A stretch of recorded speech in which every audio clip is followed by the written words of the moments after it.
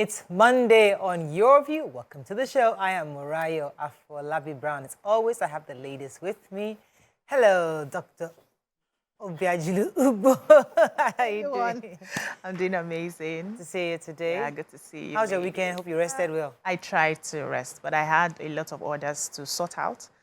Customers were just coming in, we're grateful to God for that, because we're doing sales, so they were buying out the dresses, the hairs, and those people who wanted me to bring some things for them abroad were looking at clothes. I said, I can't carry clothes. Clothes are heavier, it wouldn't pay me. I also need space to carry my own clothes so I can go and slay.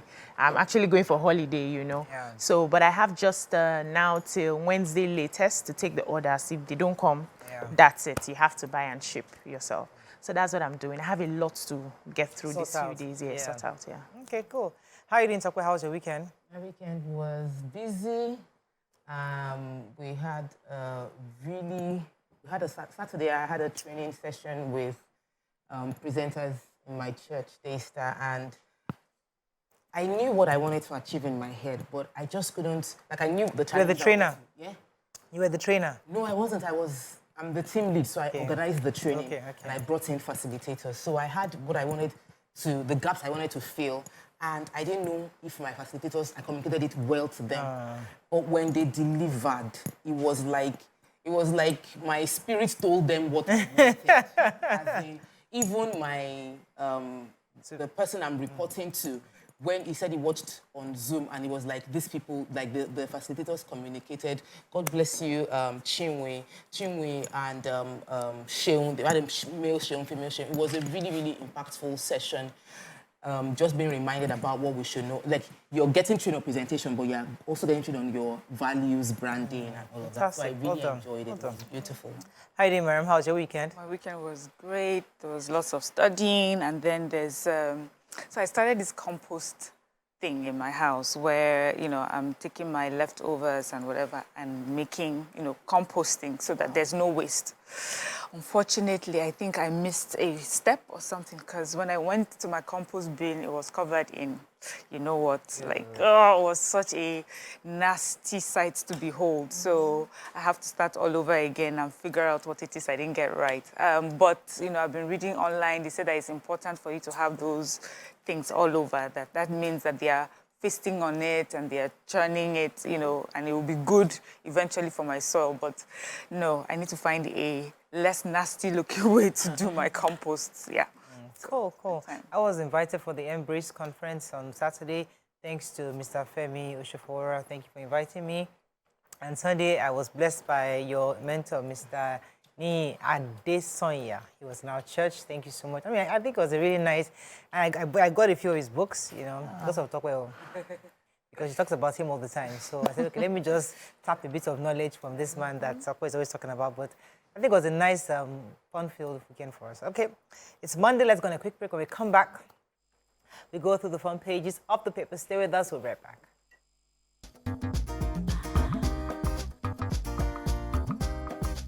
Stay tuned. Your View will be right back. All right, we're going to start with the nation.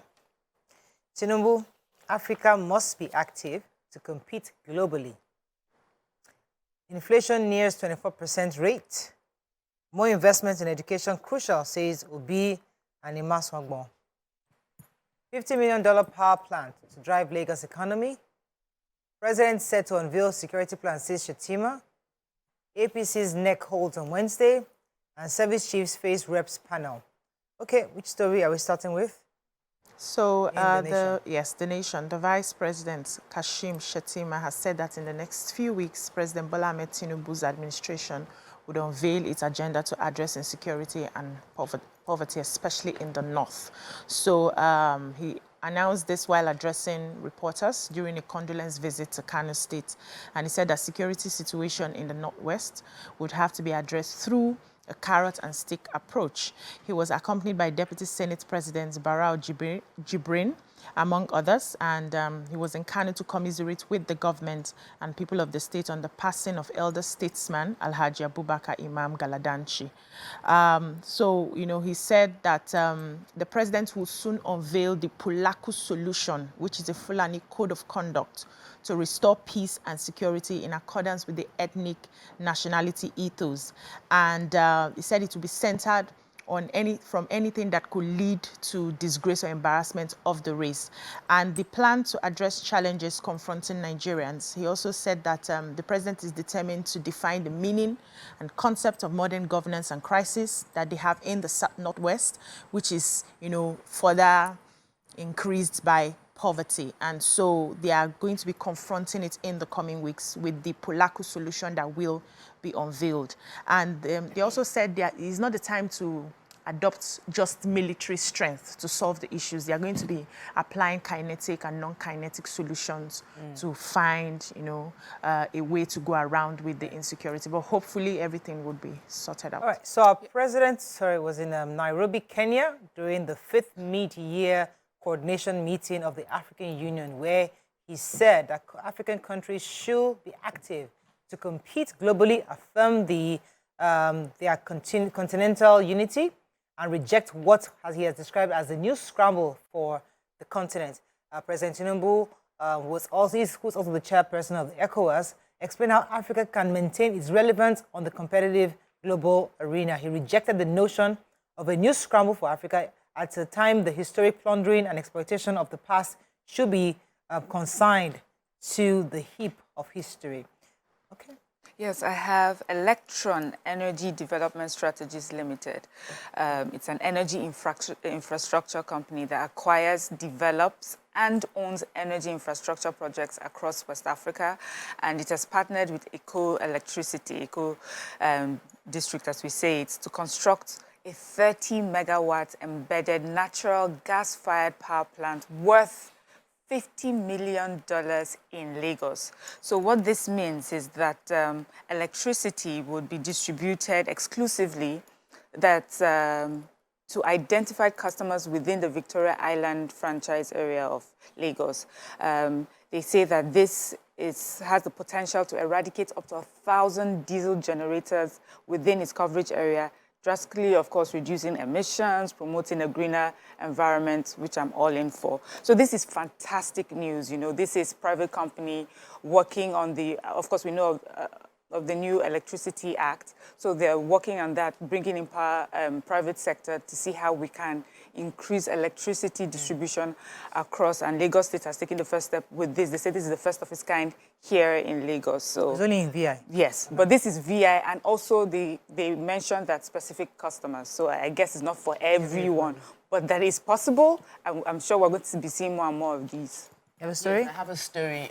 Peter Obi, the former governor of Anambra State and the Labour Party presidential candidate in the February 25th election, was speaking about the importance of investing in education. He said that there's a very strong link between the consistent rise in insecurity challenges and the fact that we have growing poverty in the land. So he said, according to World Bank, that 4 million Nigerians are pushed into poverty trap in the first 6 months of this year. Another 7.1 million are expected to join them. And he said the only way to solve the problem is to invest heavily into education. That, quoting all developed countries, that indices for measuring growth is Human Development Index, and the fact that they will check your health, your education, and per capita income. And he said that Nigeria has over 20 million children out of school, which is almost equivalent to the population of the 4 top economies in the world. That's Norway, Singapore, Dubai, Ireland. That we need to invest heavily in education. The more we educate Nigerians, the more we take people out of poverty, the less we'll have people resorting to criminality. Right. And, yeah, okay. Sounds good. Controversy over alleged resignation of APC Chair Adamu.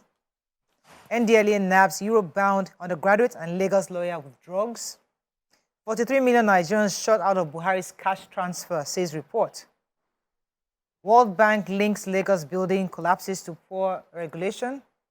Inspector General of Police withdraws mobile policemen from ex-governors, ministers, and VIPs. NERC may okay tariff hike as electricity subsidy hits 2.8 trillion naira. Anger as Senate defends 70 billion naira palliative for lawmakers. All right, which story are we starting with? NDLEA, operatives of NDLEA have arrested a 19-year-old boy He said he was attempting to export 7.2 kgs of methamphetamine, which he had concealed in crayfish, and he was going to Europe for his studies. He claimed that he was going to Cyprus for his studies, and when they searched his bag, the crayfish, they noticed some whitish substance and found out that they were drugs. You know, it just seems so sad to me. I'm thinking, was this 19-year-old aware that he was taking these drugs? Could it have been, if he's on his way to school, was it an uncle, was it a dad, was it a sister, you know, family member that put it in his bag? Who knows? But if 19-year-old and he deliberately, purposefully, by himself did this is scary that at 19. Yes. A lawyer, a lady called Helen Ebiko-Polade, has also been arrested. They said they found cannabis and some bottles of school cheese in her Lekki apartment. She was arrested in Oka. They said that she has a production distribution setup where she sells these things to people. And NDLA, of course, they caught some people, got some consignment at Tinkan Island as well, so many other things. So well done, NDLA. Some have actually argued that that's really the cause of the unrest we see in Southeast, because many of these cartels try to cause instability just to... But these are sell their drugs. Let's take another story in Punch. I was going to say the Inspector General of Police has withdrawn the mobile police force personnel attached to several very important persons, including ex-governors, former ministers, and lawmakers. According to this report, the order, which contained in the Mopo 45 headquarters, would affect Daura Buhari, that's the brother to the former president, Aisha Buhari's brother, Buhari's siblings, the former secretary to the government of the Federal Federation, was Mustafa, amongst many others. According to the report, Egbeto Kundas, the Inspector General of Police, has said that they have to make plans to establish the Special Intervention Squad, which will be about 40,000 highly trained police officers, including selected officers from the police mobile force. According to him, they need to take back its place in internal security architecture of the country. So this is their way, providing this 40,000 highly trained police personnel, infusing them back into the security architecture of the country. Hopefully that should begin to help internal insecurity issues we have. Yeah, and the fact that also we do not have enough policemen to do their core duties, which is protection of human lives and properties. Most of them just want to work with the VIPs. Even the former IGs are trying to retrieve them from those VIPs. They always find their way back because their preference because of the payments that they get. But now, when security is sorted in the country, even the VIPs themselves will be safe. Okay, let's go on a quick break. When we come back, we'll continue with our review. Stay with us. We'll be right back.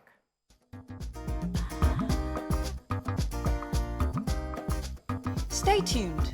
Your View will be right back.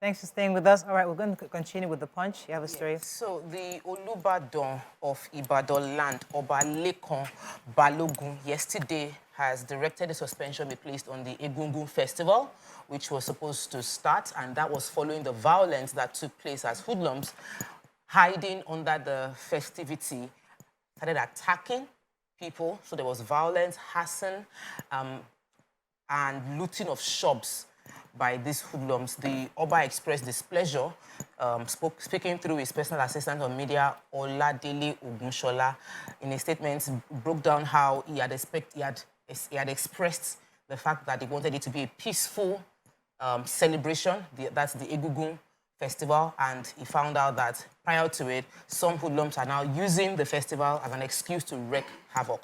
And he condemned the activities. He has appealed that no responsible leader would fold the arms and allow, because of the fact that they want the festivity to go on, allow fear be perpetrated. So he has called on all the Egungun, they call them the masqueraders, leaders of the masqueraders are called Alagba in Ibadan land, to have a meeting to discuss how they can ensure that there's no violence in the activities of this celebration.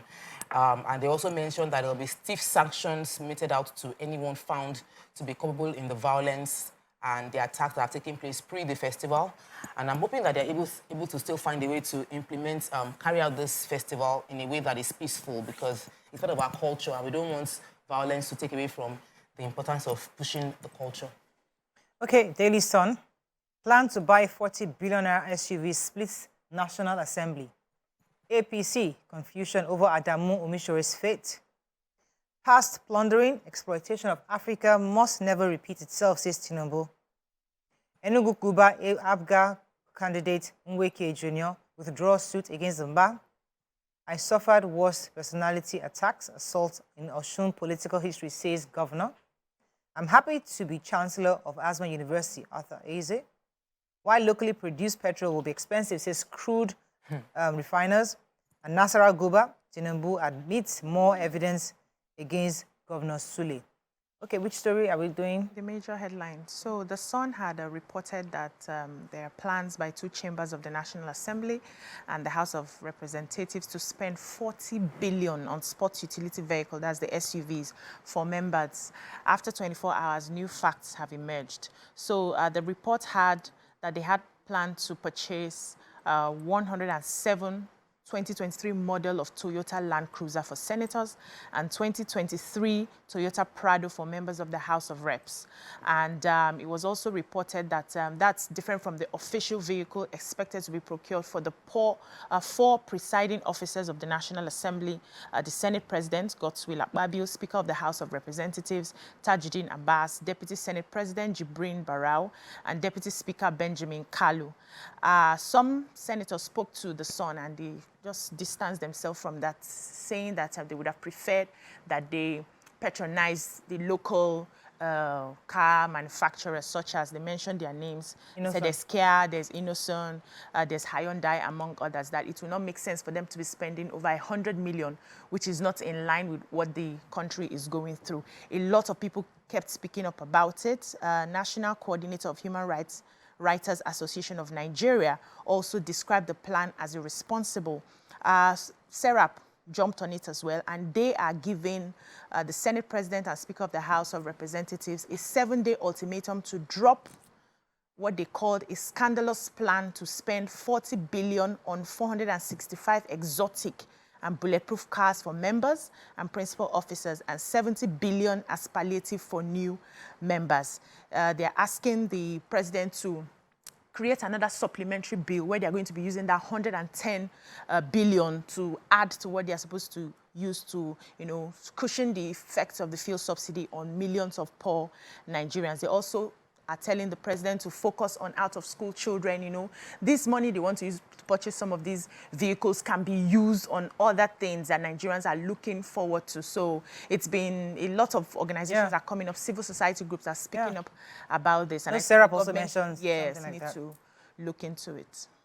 Okay, you think certain things will change, but so far, and another concern for me is that we have our Senate President is also a former governor, so he's entitled to have his cars replaced by states. Exactly. So if he's going to get a new car from this, he should not be getting the car from the state as well. Like, you need to really improvise. And it would be even nice if he says by himself, like, I have a new car last year from my state. I don't need a new car for this position. We need considerate leaders who are understanding and sacrificial, but it's not a hot topic for this moment. I just feel that we're lamenting every 4 years. Yeah, same thing. Over nothing new. Yeah. Okay, let's pick another story. So I was going to take Koran. Koran is the Crude Oil Refineries Owners Association of Nigeria, and they're saying that the high volume of PMS exported imports sorry, let me get that again. They are worried that 5 naira 80 kobo, which is going to be per liter on refined petrol, would make the products very expensive in Nigeria. According to the chairman of Koran, Mr. Moma Oyakore, stated that saying that the listed 5 naira 80 kobo charge to include 1 naira evacuation charge payable to Nigerian midstream downstream, 1 naira per liter offering charge, all these one put together is going to make petrol PMS quite expensive.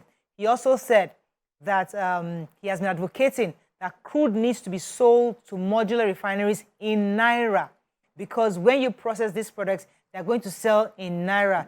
Currently, according to him, crude refineries are being asked to pay in dollars. So he doesn't feel like it doesn't make any sense. It's going to only affect the Naira further. He said our income is in Naira, so the fleet stock should also be in Naira so that we don't come and overcrowd the foreign exchange market.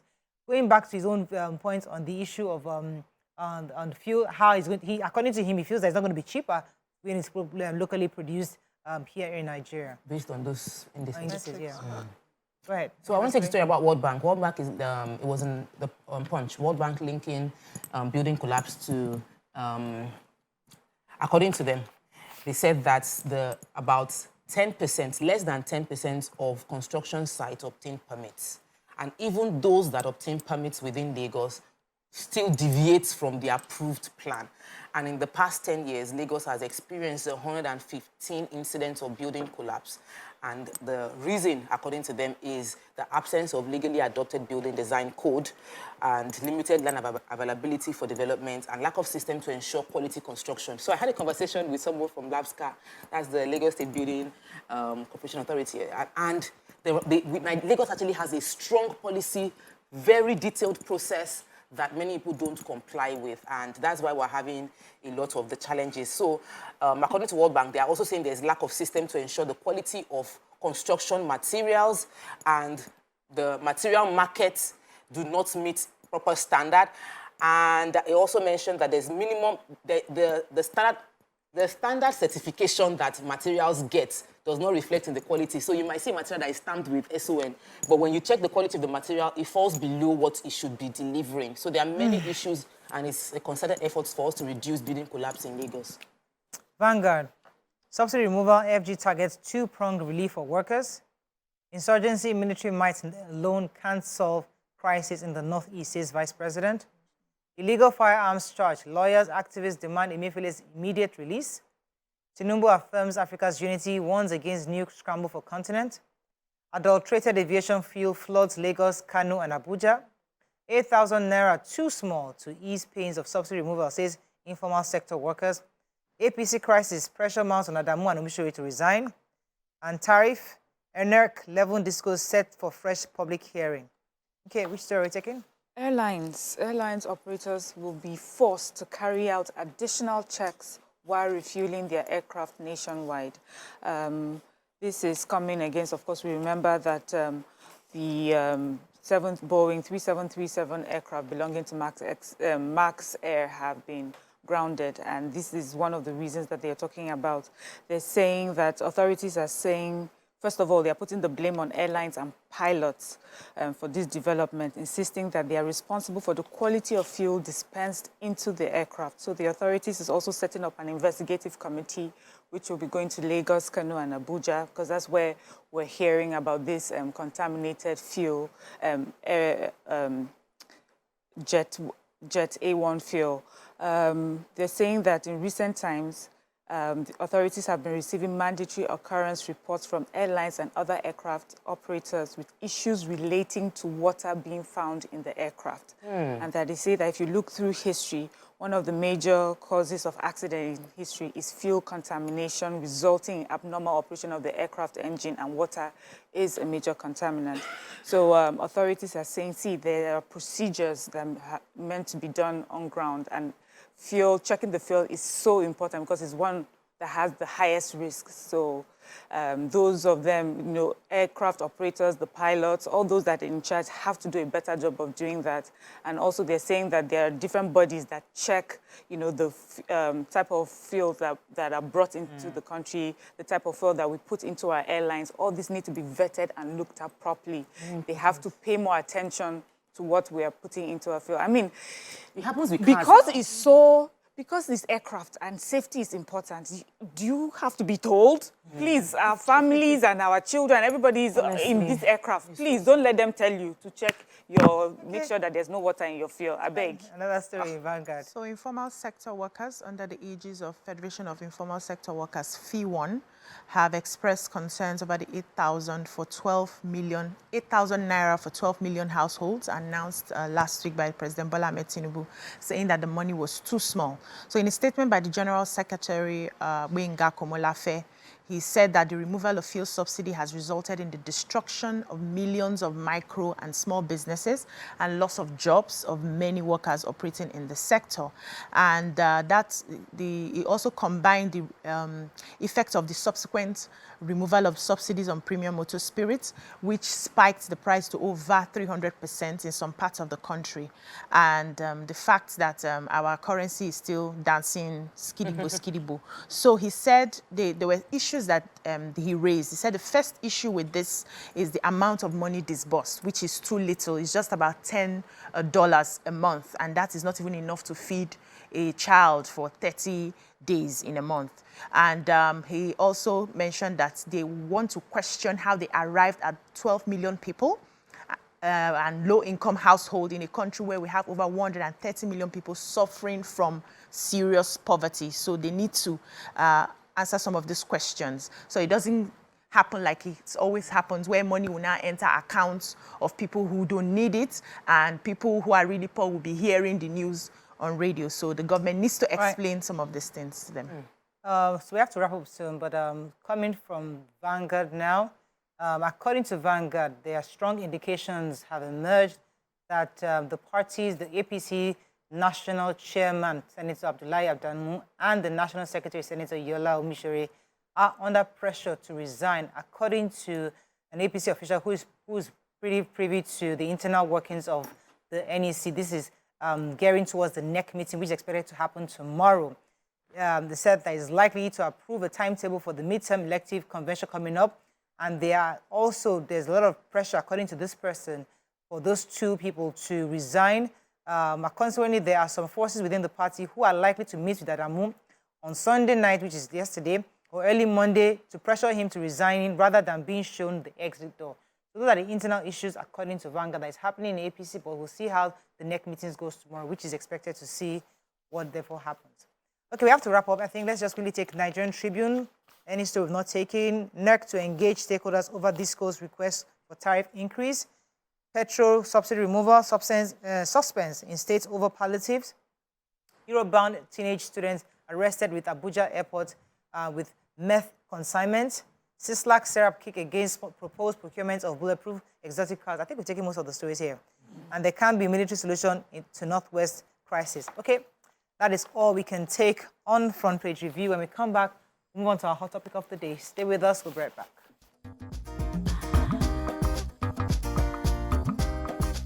Stay tuned. Your View will be right back.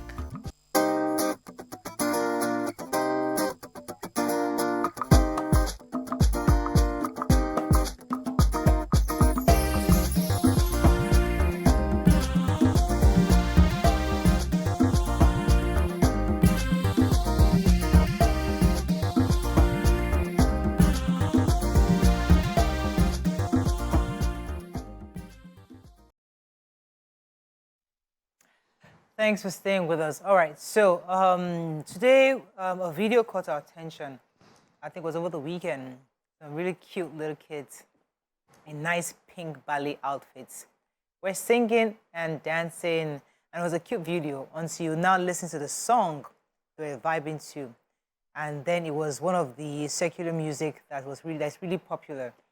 And Nigerians have reacted today to saying that asking questions of if it is right for a school especially to allow young kids to sing secular songs, especially songs with lewd or really damaging lyrics. What are your thoughts on this? What do you think about that? Some of you have seen the videos, others haven't. Unfortunately, I'm not sure we can play them here. Maybe our producer will be able to blur the faces.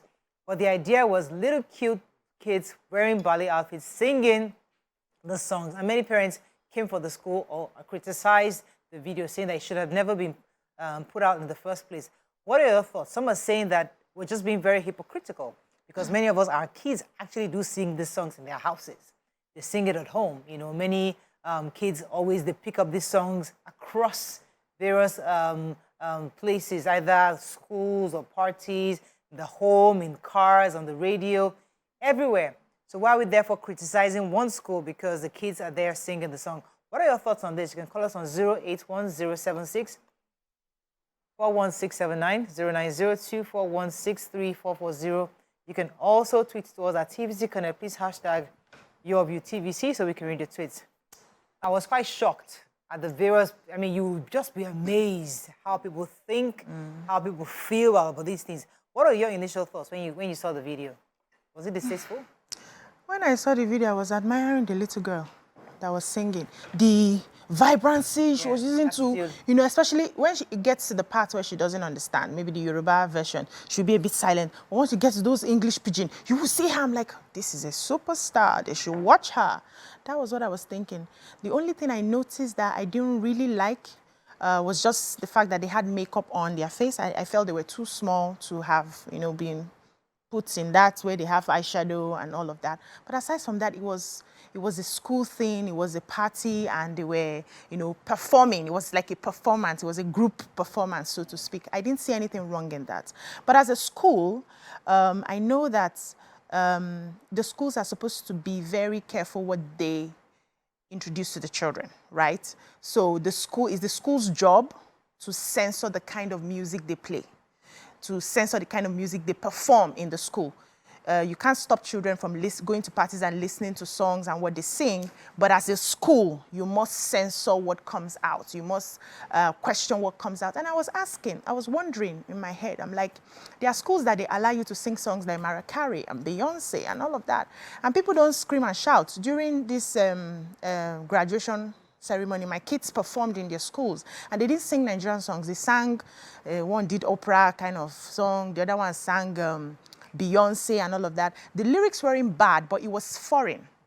What if, and I know the school will not give them songs that have bad lyrics, right? That's where the job of the school comes in. But would you stop children from expressing and dancing and showcasing? It's just how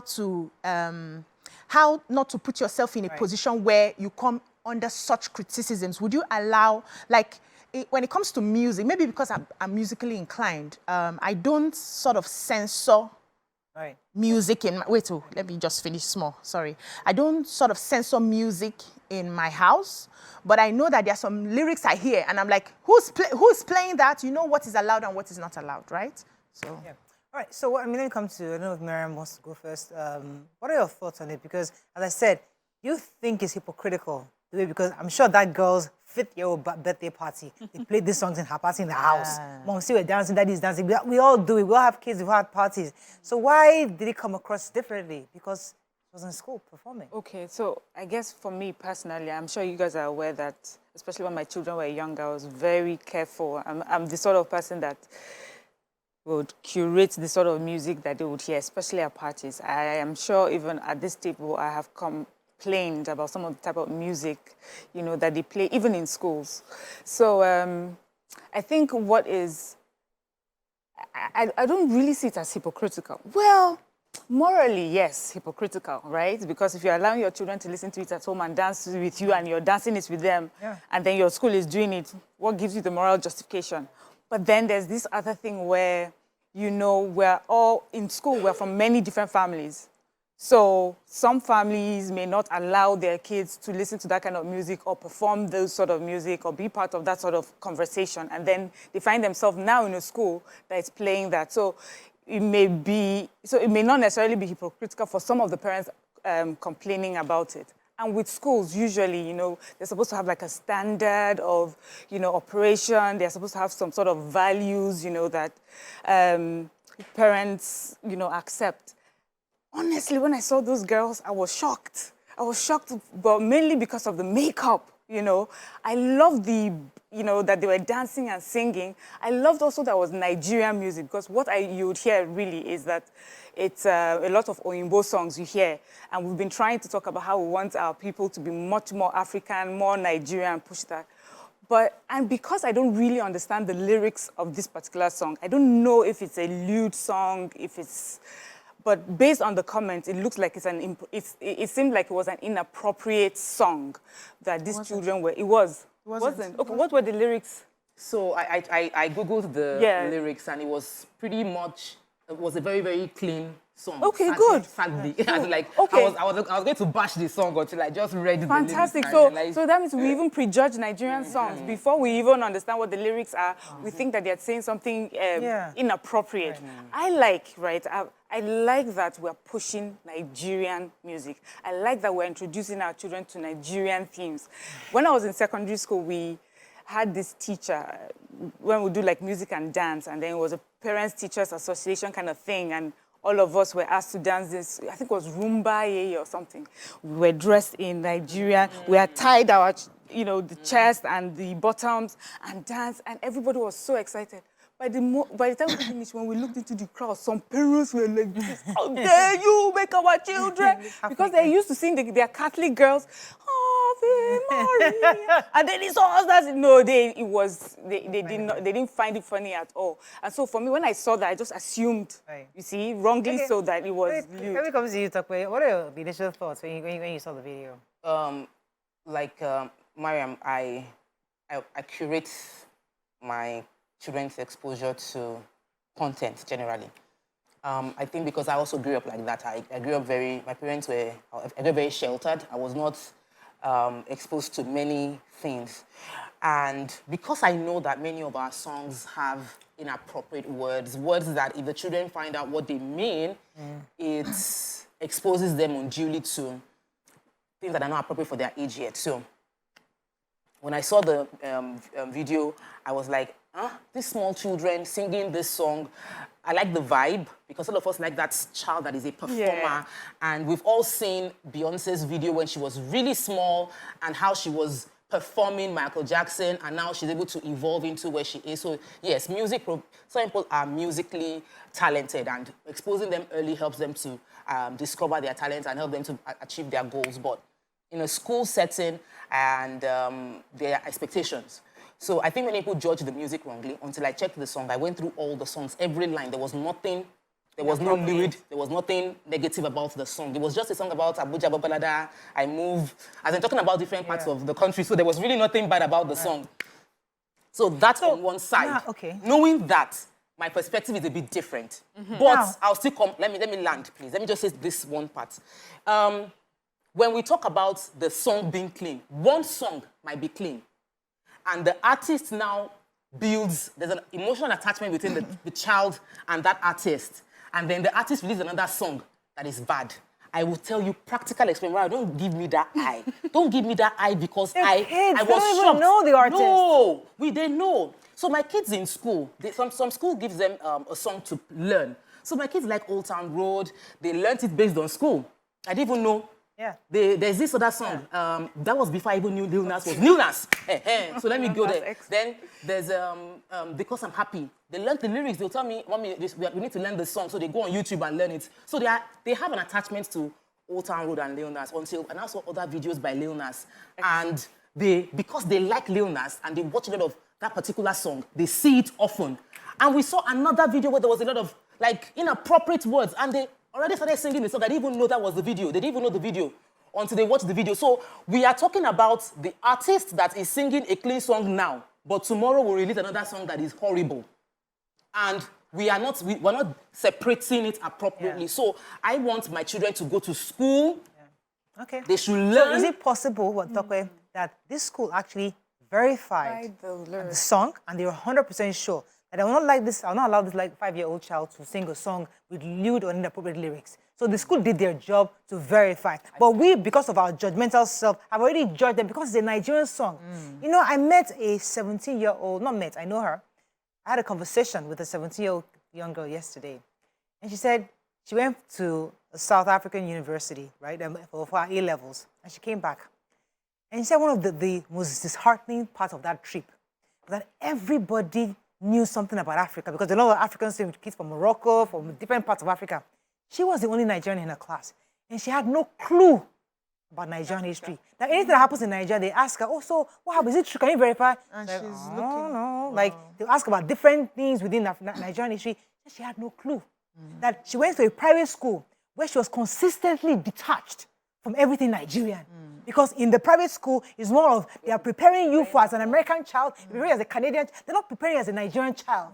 So you as a Nigerian child, you travel to South Africa, to the country, and you have no clue about your Nigerian. So it's the way we have seen something Nigerian. Once it's Nigerian, it must be bad. You begin to judge it. Is it possible that that's the lens that we are looking at this song? Because we didn't even pay attention. We are just assuming, how can we be thinking Nigerian song like that? We don't know what they're doing in the Gwagwalada inside the song. Okay, but let me just, I think our producer said the first song the children sang may have been clean, but the second one, the Davido one, wasn't. It had lyrics that were loose. Okay, let me take Bright and I'll come to you. Good morning, Bright. Are you there? Thanks for calling. Okay, that's my favorite song. Feel. Women of nature. Maybe if I can get some volume from the studio. Thank you. Yeah. Thank you very much. I am Steve Bright. I'm calling from Owerri in Imo State. Thank you, Mr. Bright. If I'm not mistaken, I think I'm free to react from the papers. Okay. Yeah. I am surprised to hear Mr. President saying that there will be energy. Okay, I think that was false information. I remember that thing went viral. I saw it on saying that if, I can't remember what it was. I heard that and I keep saying, we'll confirm it, but I think it's false information. And it's about framing. So I'll get the right information now before the end of the show. I'll address that issue this Mr. Bright brought up. I think I saw it somewhere, but I'll get it in a moment. Go back to the issue. Artists. Yes. There are artists that if you hear their songs, automatically, even what do you call them? There's this Timi Dakolo. If I hear any song by Timi Dakolo, I don't need you to. I don't need any. I won't judge. I won't jump into a wrong conclusion. I know any song that he sings. So for you, is it the artist or the lyrics? Does it matter? No, some artists always sing consistently clean music. Their songs are always clean. Some maybe inspirational, some motivational, some love. Love is not bad. As long as you're not going lewd, you're not singing about how you will break the person's leg overnight on the bed. How when you finish with the person, the bed will scatter. They have bow leg. Yes, they will have bow leg when you're done. That is lewd. That's wrong. So some artists have all their songs clean. Most of their songs, even if it is in love. So for such artists, you won't even say anything. It's good. But some artists go in and out. So when you have such artists, I will listen to them and I'm like, okay, I don't want my children exposed to this. So I think that the school might be blamed. And then you see the girl holding the mic and every other person is looking at her like, what's going on? There was a level of, I am the one that knows the song. So I'm the one that will see I'm the superstar. All right, let me go on a break. Before I go on a break, let me address Mr. Bright. Mr. Bright, I found the story you're talking about.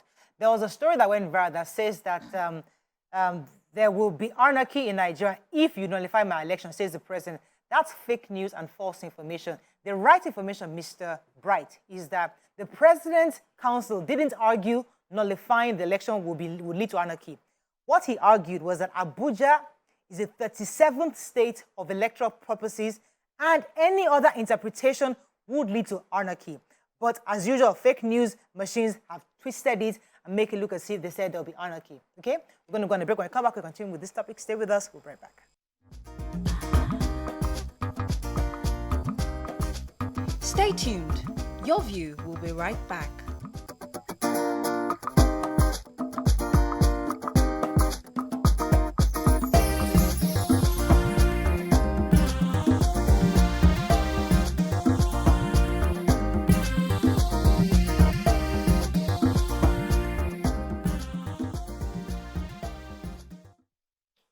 Thanks for staying with us. So during the break, one of our producers told us that, obviously we are totally clueless.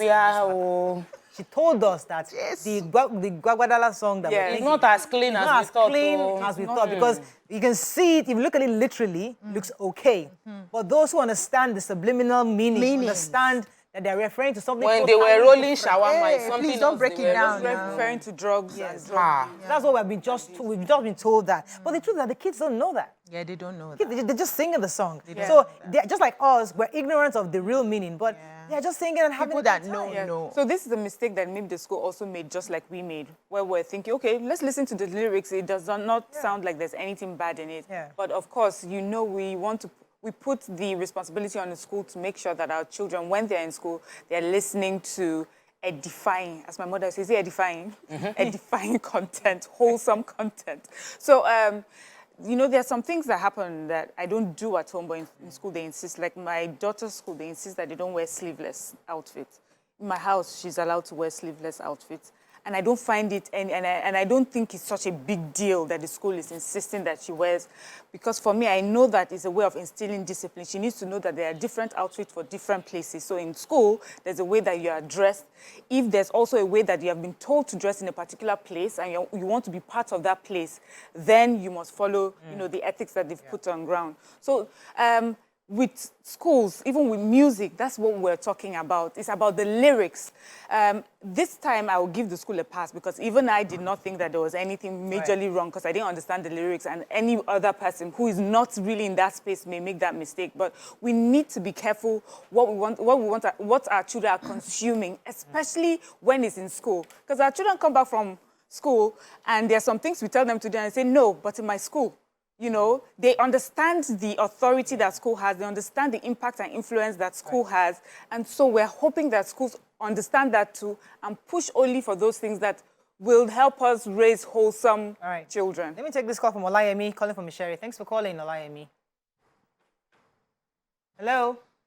Hello, good morning. You're live. Go ahead, please. My name is Olayemi. I'm a first-time caller. Welcome to the show. Thank you very much. The topic is quite interesting. There's no big deal in listening to that music.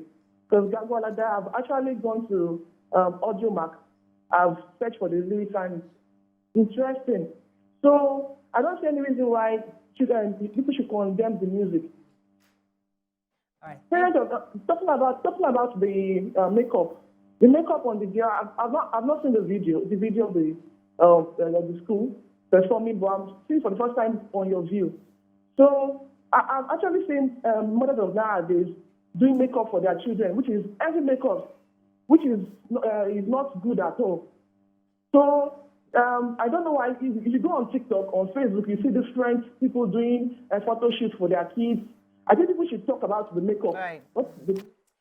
So we can't really use the same template for every child. The parents are different. People are different. Even around the world, there's some kids, their parents will use their makeup at 3 years and wondering what the kind of rubbish is this. So the same society would also reject it in some way. So we can't all be different. We can't all do the same. We use the same moral compass for everybody. But go ahead. So we don't all have the same kids. We are all not the same parents. We would always raise our children to the best of our own ability. The benefit or the reason for such conversations is that so that people who are not aware can pick up and say, okay, can I drop this? Can I be more liberate? You know, allow my children to do a bit of this and a bit of that. I, growing up, decided that I would, because growing up, for instance, I was exposed to music, right, from very early. I was singing songs, I didn't know their meaning. You know, it just sounded good. I was able to pick it and I would sing the songs. And if the lyrics are good, we don't need to start looking for the underlying meaning. There were songs I was singing that it was at this adult age, I knew the meaning of those songs. But but we sang those songs, the melody was good, and everybody moved on. What I usually say to parents is, the school, though they have their responsibility, but they will not do everything for you. The children that are coming into the school are a mixed multitude from different backgrounds. So your job is to ensure that you are constantly teaching your children to be able to tell. They already know some words that are bad. They know not to use those words. When they hear those words, they know not to run away from those words. There was a time my kids, they were much younger. They went to visit a family friend and they stayed over the weekend. So when I go back, she was like, how did you get your children at that age? I think Kosiso was 4 or 5. At that age, to be able to tell that this is adult content. So when they put African Magic in their sitting room, the house helps, she will say, adult, adult. We're not supposed to watch adult, adult. She could tell. And she was asking me, how did I do it? I said, well, they go to grandmas all the time. I could censor in my own house, but I couldn't censor grandma and grandpa. Grandpa always loved to watch African Magic. And because the kids are there, they will watch it. So I had to quickly start teaching the children that once grandpa puts this, you are not supposed to sit in that sitting room. Go upstairs and find something that is adult, adult. So in fact, they could not even pronounce it. Just adult, adult, adult at the time. And that's what I did. Because of the situation I found myself, I had to quickly teach them. So they know what to do and what not to do, what to listen to and what not to listen to, because you can't really predict where your children will be, the friends they will have, what they will hear in their classrooms. It's safer for me to know that my kids can decipher from very early. Okay, let me take Chooks from Port Harcourt. Good morning, Chooks. You're live. Yeah, good morning. Thanks for calling. Yeah, I'm a first-time caller. Welcome to the show. Okay, basically, I'm a parent, and the topic is quite interesting. For me, the school, to a very large extent, play a role in the upbringing of our children. And I possibly, speaking for myself, can possibly be doing my best in my own house or my home, trying to curtail the kind of music my children consume. Like my home, my children don't watch all these music channels, maybe all these music channels. I don't allow them to watch it because of some of the overrated music that are played on that those channels. So talking about the school playing some kind of song, I don't think it's not good, especially if the songs themselves have kind of viewed the lyrics. I would not be pleased if I find out that my child is being taught to sing a song that it has some kind of viewed lyrics in it. I will not be pleased with that because Okay. Thank you so much, Chooks, for your views. I want to quickly just mention something else. You know, we talk about how celebrities. I explained one day we're discussing about somebody. I think it was at Morayo's birthday. I mentioned one particular actor that I just said I like. It's not like he's acting or anything, but I just liked him, maybe based on an exposure I had with him. And we know that our children have celebrity crushes. They have people that they just like something about them. They like this person. And they have celebrity role models. They like the dress celebrities where they want to wear, they want to do the celebrity's hairstyle. And we're giving them early exposure to this artist in a way that they build this emotional, I love this artist. They don't see anything right or wrong with the artist anymore. Even if the artist does something bad, for them, I like the artist. And a lot of these artists don't see themselves as role models. They see themselves as, I'm living my own life. If I like, I can smoke the one that will kill me tomorrow. I don't care. But our children are building emotional attachment to this artist. So, and we're exposing them too early when they cannot decipher right or wrong clearly enough yet. Even when you teach them, they are still impressionable. So I feel that as a school, as parents, if you know that this person represents something that you don't want your children to do, you might like the song, but you don't like who he is and what he's doing.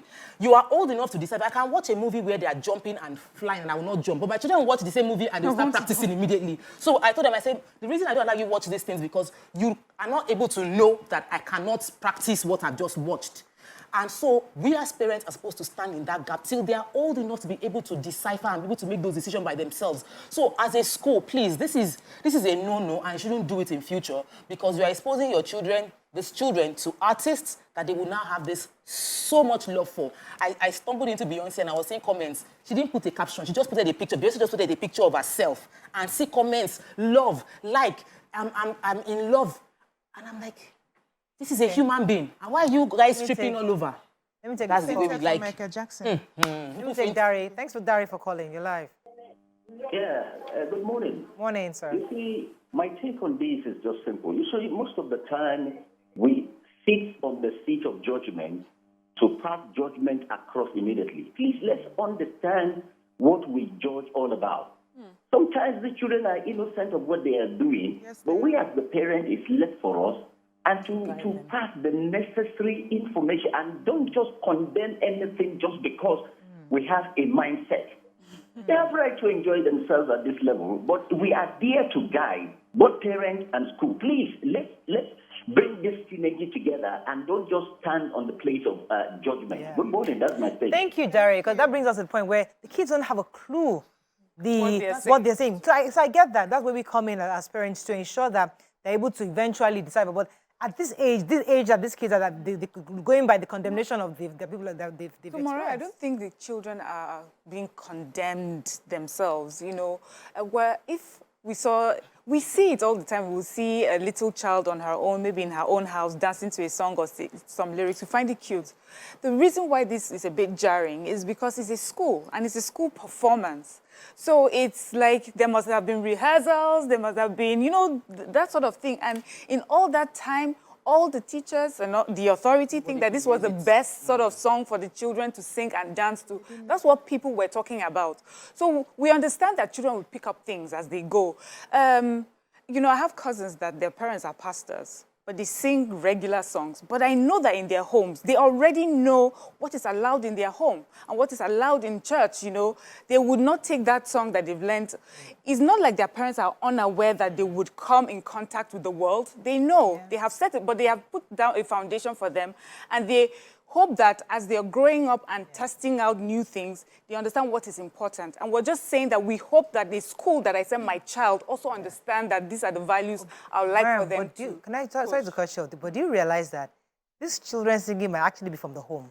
Because what I saw in that video is, because they're ballerinas, that's not the song they sing to dance ballet, number one. Sure. So when I'm seeing lots of people on the stage, what it suggests to me is that maybe after the whole end of year performance, everybody gets on stage and they're not playing but that music, radio is school radio. No, I'm just saying that. Yes, not the children that brought the radio from their somebody house. now gave him the mic because you're singing and dancing. Okay, since you didn't know the lyrics, I'm just saying that different perspectives. Miriam, hear me out. Hear me out. My children's party, I stopped the DJ from playing. I was going to even tell you, schools play these songs anyway. Exactly. They even bring these artists. Yeah, we have to acknowledge that things have changed.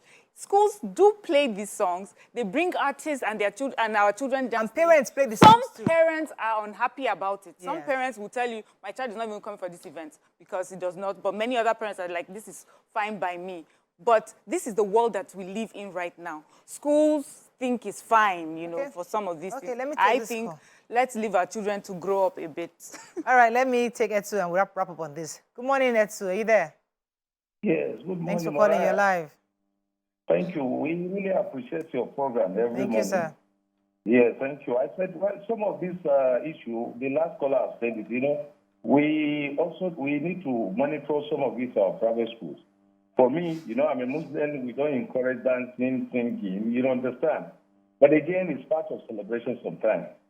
But again, we have to, just as what I just said, we have to monitor what is going on. I also want you to be using this, your medium, Morayo. We have the issue of food security. Please don't be tired of discussing the issue of food security. Nigerians are suffering. This issue of borrowing, thank God you said it in your paper about buying 40 billion more cars. So these are the issues we want you to be discussing, even if it will take you 8 days, so that these people will listen to what Nigerians are saying. You understand?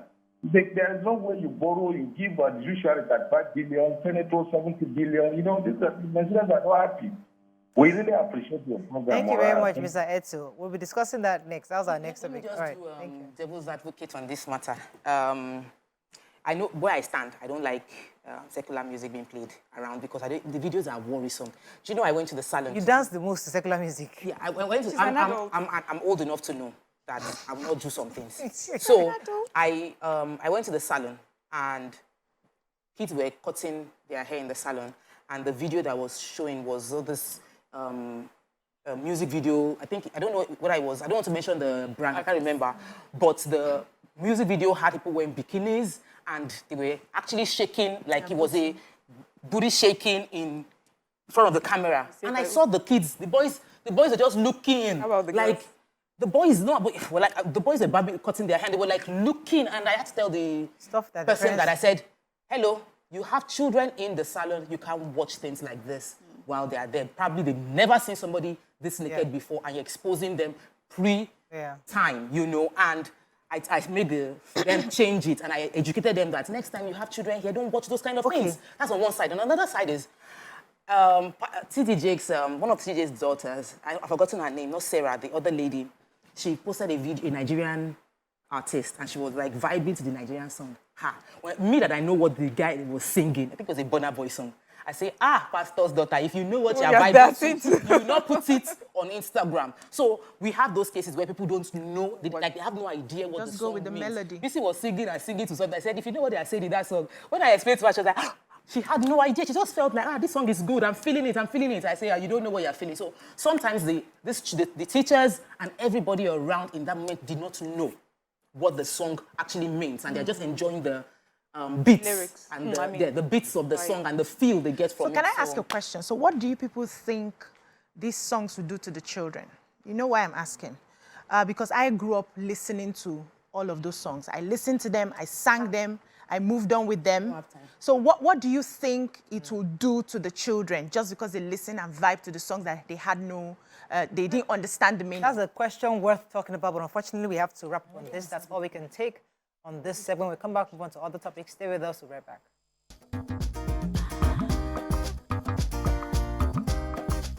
Stay tuned. Your View will be right back.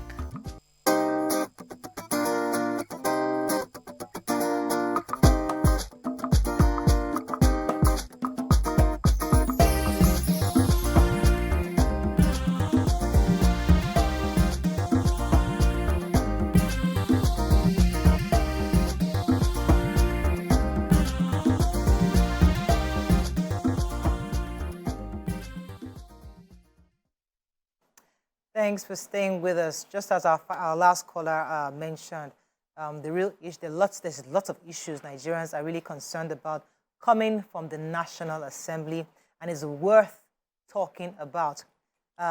One of which is the proposed 70 billion naira palliatives to its members of the National Assembly, and the proposed 40 billion naira which is expected to buy SUVs for our lawmakers.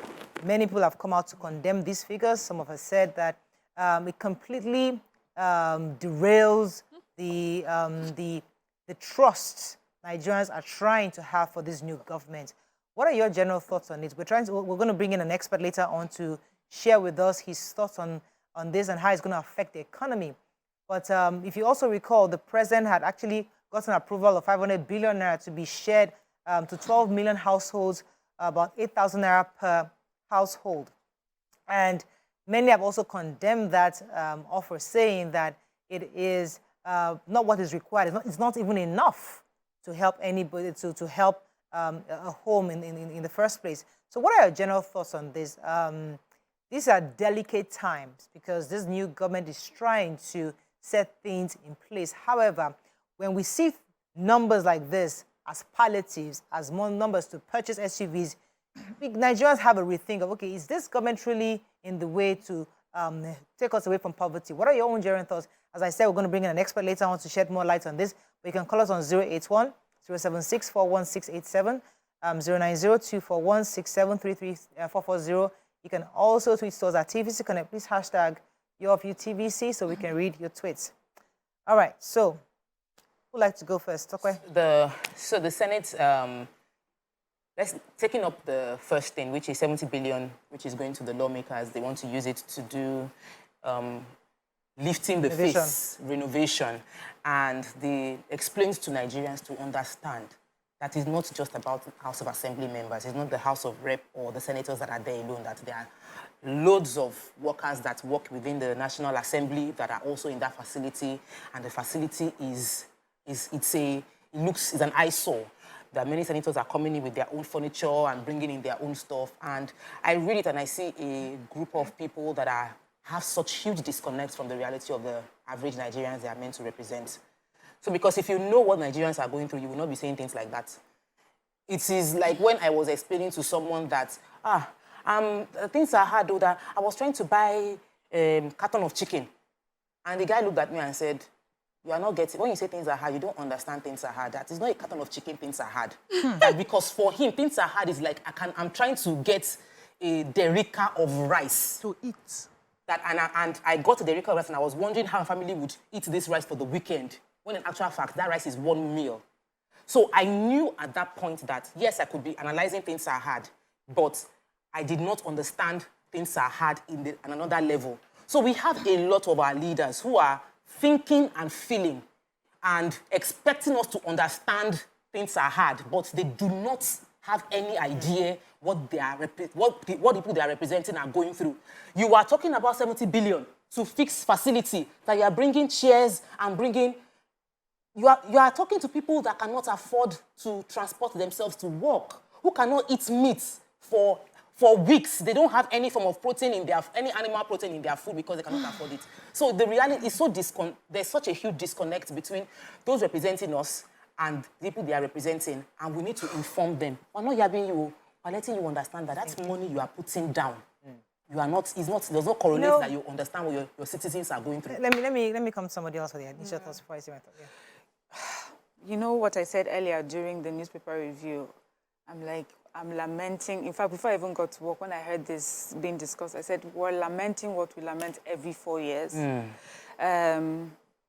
It's just like a rite of passage right now for, in our democracy or administration, whoever comes in. And I feel like the legislators just wait us out. Give them 2 weeks. They will talk about it. They'll complain about it. We move on and move on to other things. Personally, as a Nigerian, and given what I am going through, what many Nigerians are here, we hear going through, I just feel it's ill-advised, ill-timed, ill-thought. It makes no sense. It makes no sense that we started off with this administration hearing about the sacrifices we had to make, hearing about the, especially the last administration as was leaving, and this one was, this new administration, taking away of the fuel subsidy. We were told that this is a period that we'll need to retighten, because we've been tightening our belt, retighten the belt, wear it like a corset, and then we hear that monies are being put aside to fix, things that don't seem, they don't seem urgent. These are not things that are life-threatening, These are things that we can manage, we can wait. Let's see how much money we make. Let's see how Nigerians are coping. We're talking of food security. We're talking of people that wake up and there's no food on their table. We're talking of going to the market and we don't have the money to buy food. We're talking of families who were okay, middle class, all of a sudden, they're actually counting their coins. Then we're talking of those who used to count their coins and they're scared what the next meal is going to be. So for me as a Nigerian, this doesn't seem right. This is not what I want to see that we're discussing. You see your thoughts? Nigerians have always believed that their government does not care. And for once, I was hoping that this would be different. But it still takes me back to the beginning of things, how we have always done things, how politicians have always put their interests first before the interests of the people they are meant to serve. I've always said that you shouldn't take leadership as a full-time job, because if you are working normally, you are paying bills, it's coming out of your own pocket, your own sweat, you would understand not to make some outrageous orders. You understand how to, when you say the people are going through this, because you're going through it with them, you would understand, you will wear their shoe and you have empathy. It seems like the government does not have empathy for its people. We have how many million children that are out of school? We have how many businesses that have collapsed just because of this fuel subsidy that was removed? We have so many things. People are crashing daily. There are no good health care for a lot of people. Access to quality health care. Is it now access to quality education? We need everyone to sit down and say, this is how we are going to sacrifice. So the government keeps telling us, you have to bear this for some time, you have to sacrifice this for some time, but it's not showing any form of sacrifice on their path. And tomorrow you will come and say that Nigerians are not trusting the government. How do you expect Nigerians to trust the people that they see who are ready to just spend the money that we do not even have? They are talking about buying new vehicles with about 40 billion. Why are we going to buy brand new vehicles? 100 million for one. For what? In this time? This is not the boom time. How many Nigerians can afford to even have a rickety car? How many Nigerians? Don't look at the middle class because you think they have. They do not have. A lot of them are going to be, a lot of kids, if what care is not taken, are going to be out of school this September by the time they resume. People are moving their children from different schools, trying to find what they can just manage so that everybody does not stay at home. Are you looking at all of those things? Are you considering it? Are you coming? They say if you have to come to equity, you have to come with clean hands. Are you coming with clean hands to say, Nigerians, please bear with me. We're all working together. Or you are sitting in your largesse and telling us to bear with you. You see, when I saw the story, I remembered Every morning when I come to work, when I come to the makeup room, it's one of the most appalling places to be sometimes. When I look at where I have to do my makeup, not because TVC doesn't care, but I remember TVC had a world-class makeup room when the building burned down during NSAS. The whole building came down. We had a well-thought-out makeup, beautiful office. Unfortunately, it got burnt. But now we're using a substandard makeshift place to do our makeup. Sometimes when I enter that place, I'm seeing flies here, I'm doing this, I'm like, oh my Wall God. geckos. Wall geckos, you know? I'm like, oh my goodness, how I remember the good old days. Yeah. But we have to manage. Yeah. The company is not going to overnight get us a fantastic building. Right now, where we are, we have our 4 or 5 shows using this space. Why? We are improvising. Yeah. Because the truth is, we can't have the Naija Zira that we built many years ago. Naija Zira went down. That was the good old days. The same thing. That's a private company making a decision. Guys, please manage where we are until maybe the funds turns around and we build you a new place. Same thing here. A government just went out. What exactly happened to the building you're using? What is it, electricity? Where they took the power with you, or they took the electricity, they took the furniture? What exactly happened? So we need to sit down and come back and say, what exactly do we need this 70 billion naira for? So everybody's managing somehow. Yeah. You know, and 40 billion naira for vehicles. You know, I think somebody was mentioning before that it seems like we need like an independent company, like who handles these things, where from you being either a lawmaker, local government, see, if we had one body that monitors what you get as a local government chairman, to a lawmaker, to a governor, to a senator. I know how many cars you have. So if you're coming into the National Assembly, you don't need any extra cars because in your history, we heard about 2 cars with you and somebody's maintaining it. There's a database that analyzes who has what because we have ex-governors there. I'm sure they have vehicles. They're going to be getting new cars too. So these cars, right, where are they going? From their homes in what do you call that thing? Their home to the office. Inspections, where they have the constitutional requirement to inspect. Those cars are for those fancy luxury cars are for the inspection. Their lives are very, very important too. Our senators cannot, House of Rep members, their lives are being threatened. So if it is not bulletproof and they now shoot the House of our speaker or they shoot, we cannot. The insecurity challenges that Nigerians are facing is too much. They have to get them bulletproof cars. Wow. And He's also, sarcastic, yeah. Of course, I'm being sarcastic. Of course, and as well, how can the people that they have money before? Do you know how many of our senators and House of Rep members had to take less pay to come and serve us? Many of them, they'll tell you that I used to earn more money as a before I came into this space. So why are you coming? Then I wonder, and then they tell you how the bills they have to pay, all the sacrifices they are making because they are serving Nigeria. This doesn't reflect, we don't see this. What we see is the fact that you are living a very, very comfortable life. And we had to, do you know the sacrifice many Nigerians are facing? People stopped buying, I used to, for me, filling my tank was like 12,000 naira, now it's 38,000 naira. And I am forcing myself every day to look at it and wonder, how am I going to balance this account? And somebody is having the opportunity.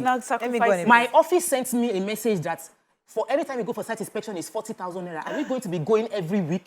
Because if we don't sell if we're not selling, then we're wasting money for site inspection. So businesses are tightening. Yeah. And it seems like they're not doing the same thing. What are we doing? Let's go on a quick break. When we come back, we'll bring in our experts. Hopefully, he would help us understand what we don't see. Stay with us. We'll be right back.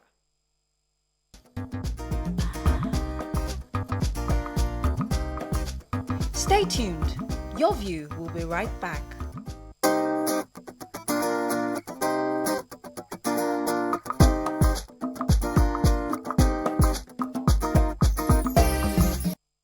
Thanks for staying with us. Right now, we have with us, join this conversation, Dr.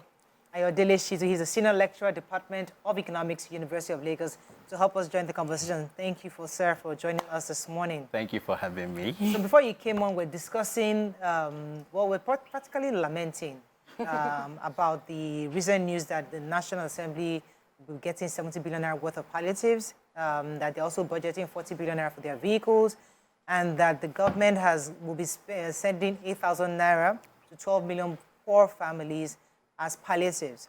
And I'd like to also quote Senator Adara Madu, who stressed that if we look at the sweets the suites, the youth offices, the general structures of the National Assembly complex, is to reveal that there's a need for exigent attention. Many senators had to bring their own chairs, tables, electronics, and many cases just them for repairs, even in the National Assembly. So that's some of the reasons why they felt that they need to renovate. What are your own general thoughts on this before we come to the economic effects of this plan? Thank you very much. I think I want to follow Tope's part by saying that our Senate members and representatives are special breeds. Oh, okay. They are a wonderful set of people representing our interest, and obviously they deserve the best.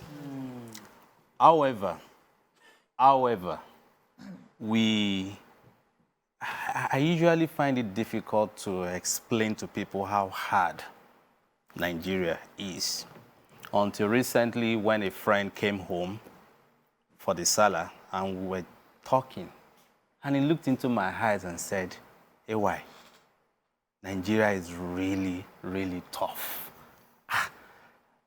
And it occurred to me that if somebody who has brought in dollars, converting to naira, and has more naira to spend, is telling me, who stays here regularly, that Nigeria is really tough, then indeed it must be really very, very tough.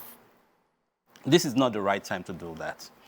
Even though I usually question that phrase, when is the right time? As representatives, they should know where the shoe pitches, their particular constituencies. Yeah. If you go back to the constituencies of all our representatives, it's an eyesore. And one of the things that came to my mind when I saw that news is 2023 edition of Toyota Prados. The first question that came to my mind is, will he be able to drive that Toyota Prado from Abuja down to his own constituency or hometown? A relative just came all the way from Makurdi some weeks back and spent a whole day just to get to Ilorin. Whereas, years back, you could ply this route, Lagos-Makurdi, in 8 hours without any fear of attack or anybody waylaying you on the road. So it's a high sense of, I'll call it high level of insensitivity. Even though we agree that they deserve to be well taken care of, their security is germane, just as much as the security of every Nigerian citizen is important. Let me come here, because I know Miriam said something was important earlier. She said that it's like we're having the conversation we had 4 years ago again. And the question is, we remember there was a budget set aside for this same renovation that we all condemned. At least we're doing, I think, the second time when Morayo was coming in, or the first time, I can't even remember right now. But who is reviewing the renovations that we made? Because according to Senator Daramodu, there are lots of people working within the legislature, and everybody and all the office complexes, they need a facelift. No doubt about that. But who has audited the previous facelift that was probably carried out? Some of us have houses here. In 20 years, we've not facelifted anything. If you go to people's rooms, it was exactly how they entered was the first week. You can still see how they've not touched their house. And they're still sleeping. And they're still sleeping and waking up. Unfortunately, we have a very toothless bulldog in the name of the Freedom of Information Act, where all these informations are not readily made available to us. So we will keep guessing. But the big question is, why would you have to keep buying brand new cars every 4 years? And one of the news headlines that I saw reading through, it was reported that, yes, even though one of the SUVs is about 110 million, that each House of Rep members is going to pay back. That it's a form of loan. Really? Who are they paying to? Who are they going to pay to? And for goodness sake, for how long are we going to be using loans to facilitate consumption in this part of the world? The same thing we keep saying about subsidy. Yes, we argue that subsidy was actually used in financing consumption instead of production. We have removed subsidy. Now you're also going for loans to buy brand new SUVs, and you're saying they're going to pay back over the next 4 years. Forgetting the fact that it is not just only the costs of the purchase. What about the running costs, the maintaining costs? Is this going to be out of pocket from each of these representative and Senate members? Obviously, the answer is no. So, it still boils down to the taxpayers' money. So what I think they do, which is, I believe is not supposed to be, is they're using the template of the private sector. So the private sector, for their MDs, directors, and all of that, will give out such luxurious cars. So each level you get a luxurious car on loan. They will amortize it over the years. So you're paying back, they are deducting from your salary over the years, and you're paying back to the company and organization. But I think they should have a different template, because this is not private sector. This is public service. So is there an account that is opened for that payback to be monitored? And aside from that, they still get the feeling. They get their allowances for maintenance. Are they paying that back as well? So I think the whole thing needs to be, unfortunately for us, the people who are supposed to make the laws to redesign it are part of the people benefiting. So how do we get out of this? What do you think is the solution? What powers do you think Nigerians have to call this back and say, right now, we cannot afford this, and it puts a stop to it? Well, we have just only one choice, I would say. And the choice is to keep ourselves informed the more. Wow. We are not helpless in any way, but the volume of information at our disposal is quite limited. And this has, in several ways, incapacitated our ability to make the right decisions and the right choices. If I don't want to go back into 2 years back that led to the NSAS or this one crisis or the other. We need to start looking forward. And looking forward means that, yes, we need to now begin to clamor for a transformative change. And clamoring for transformative change now starts from the grassroots. Because this same senator or House of Rep, when they come, the glory still goes back to the grassroots. That's where they drum all the beats, chant all the songs, and they hold the praises, and they say, my people are actually happy with me. And once my people are happy with me, I think I don't have any problem. But in the real sense of it, what is the state of the roads at this grassroots level? Yeah. Okay. What is the state of employment at this grassroots level? In fact, it baffles my heart when I walk around the streets and I see how the traders now selling food items, the stock of what they display is diminishing day by day. And that tells you very soon, we are more or less reincarnating that time bomb. All right, let me get a few questions from you. I feel like most of us, we understand what the issues are, and we don't want them anymore. But also, I want to find out, I would like you to give me your opinion on what you think the part we're playing, as the masses or the constituents. Do we really like it when do we respect them better when they come back to our constituents with these big cars and these, looking like they're living bigger? Does it make us feel that, okay, finally we have someone who can do something? And then when we go to them and we're asking for stipends here and there, are we in a way also encouraging this sort of spending at the federal level? Of course, yes, we are. We are, because we aren't holding them accountable. Because we don't know better at the grassroots, or because this is how we feel that they should work? One, because we don't know better at the grassroots. Information asymmetry is so wide. And number two, we have this perception that change is just impossible. As far as Nigeria is concerned now, we've chanted a song, we wanted change, we got a change. Now, the change has changed us to the extent that many now have lost hope.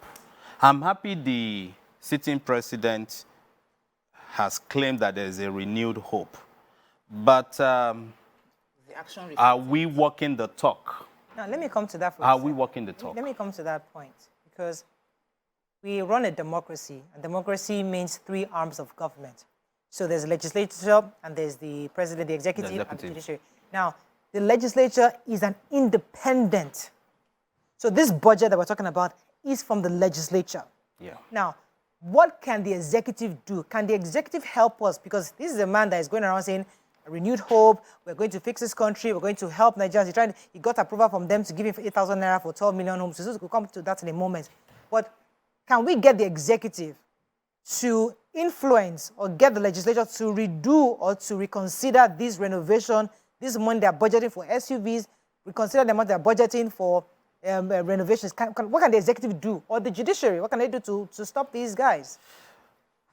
Interestingly, it's a case of knife sharpening knife. You do my bidding, you get what I want. I do my bidding, you get what you want. Because the executives also need the legislature to also, approve of their financial appropriation bills, etc. And in a like manner, the legislature also needs the support of the executive as well as the judiciary. What I think we need to do here is a coming to terms with a common goal. And what is this common goal?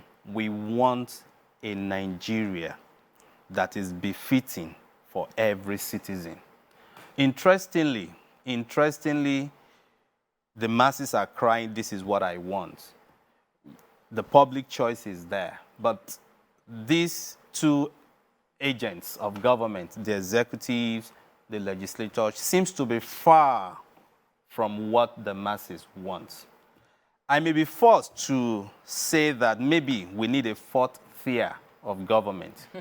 A fourth tier of government, which is, it's already existing, but it's not been appreciated, which is the people. The people, really. And under the able leadership of the traditional leaders or whatever. But okay, we have very little time now. Let me let Tope and Mariam come. So I wanted to ask about another of the policies that we've been discussing since last week was the approval of 8,000 naira to 12 million households. Now, there are many Nigerians that feel like, oh, this is another way to siphon money. Yes, I don't want to use the word scam, but this is another way where money would go and we don't know who actually got the money. Is 8,000 naira going to really be impactful in the lives of people? And a part of me is saying, should I trust the system? Do we actually have 12 million people that are documented as indigent and the Nigerian government have access to them to pay them the money? Honestly speaking, I want to salute the courage of Mr. President, but I think he got it wrong in this perspective. He got it wrong. 8,000 naira per month is just too laughable. And I feel that certain things need to be done. For me, I would encourage Mr. President to drop that idea and pay more attention to other salient issues. The agriculture and food value chain is important. That was mentioned in that report as given by the spokesperson. But availability is an issue. I read it when it said there was no availability is not an issue, but affordability. Even in Benue State, which is the food basket of the nation, you don't go to the Otukpo, mention it, Alede, where you get to before, and you see buckets of oranges lying on the road, waiting to be for sale, even at cheap prices. You don't get it there anymore. And what does that speak to us? the consequential effect of insecurity over time has gotten to the peak. So it's not about how many soldiers do you want to give a farmer to man a farmer at a farm land to produce. Farmers should go to their farmland willingly and not with ADCs for them to farm land and all of that.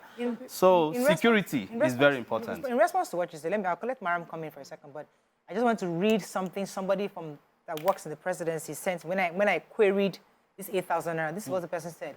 He said there are 3 levels of response that people need to appreciate. According to him, he said that the immediate term response is for the poorest of poorest household, for whom 8,000 monthly for 6 months can be the gap between getting to work or not eating. According to him, he said that these are people that their bus to work has climbed by 3 times. This money covers that gap for many of such Nigerians to keep their household budgets in line with commodity price increase, 1.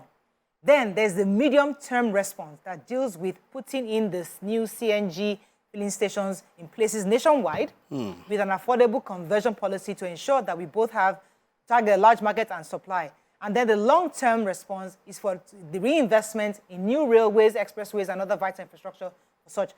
What's your response to that? Unfortunately, we do not have credible data to show or to let this government realize that we've had more people falling into that deep of poor, poorest of poorest.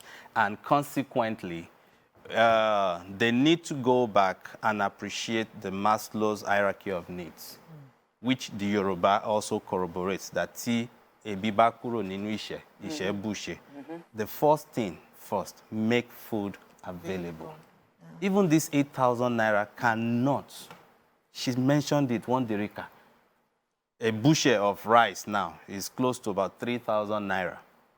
And once you eat a bushel, you can't eat a bushel for 3 square meals, 3 meals consecutively. Just the first, the second for a family of 4 is gone. So which means that you pay 8,000 naira, we're only going to buy 2 bushels of rice in 1 month. Okay. No money. So that's laughable. I get you, and for me, I just even want to understand this better. And I'm thinking, let's say we do have these families. Let's say we have data that can prove that we have 12 million households that are vulnerable to this point. What do you think that sort of life would be like? And in what way? Are you saying that there's no way 8,000 naira will make a difference in that household? Or do you think it will be something that is appreciated for the short term? Or do you think don't bother at all? Let's just go straight to the mid-term or the long-term interventions and leave this? Or do you think that 8,000, yes, it's not the best, but would it make a difference at all? Well, 8,000 naira will be appreciated, but the difference is going to be very minimal. You know, it's as bad as, if you recall back in December, when we had the cash crunch. You give someone 200 naira, the person keeps rolling on the floor. Thank you, thank you, thank you. In reality, you give anybody 8,000 naira now, fine, the person will still greet you rankadede. But in terms of fulfilling the need, we want decent families. We want decent livelihood. What is 8,000 naira in the life of an individual that craves for decency? We don't want a group of people that you keep coming back to me. That is okay. Oga rankadede tomorrow, rankadede next day, rankadede. How much would be better? What do you think? How much? To be candid, I think I would vote for nothing less than 30,000 naira, going by the so-called minimum wage in quote, which is we refer to as living wage. Yeah. Living wage. Yeah. Okay, we have to wrap up, but we'll keep waiting to hear the government's response to all this feedback coming from Nigerians, because the truth is that we are saying that our economy cannot handle some of this money. And according to Senator Adara Madu, he or she is saying that these are renovations that are required, and they've been there, and they need to, and the money is not going to individual legislators, right? It's going for renovation. That's one. The 8,000 naira is going to individual homes. We're saying that, according to you, government should review that. Others are saying that the medium to long term might be better because you need to provide transportation, people need to get to work. Fuel subsidy removal has affected quite a number of things, especially transportation.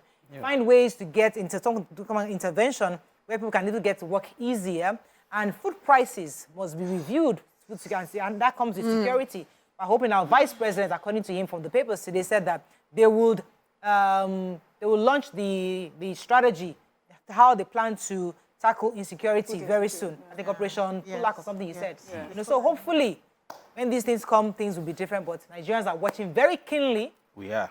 To see how this government makes a difference indeed. That's all we can take from today's show. I think I have a message from somebody which I think is important, but if not, I think I have to run. National Social Safety Net Coordinating Office has the data. Let us go there and verify. So he's saying that, according to Mr. Sam Omashe, he says the National Social Safety Net Coordinating Office, they have data to help us verify if indeed we have 12 million poor who actually need this money. No, that's what we can take. We have to run. See you tomorrow. Bye for now. Thank you. The NS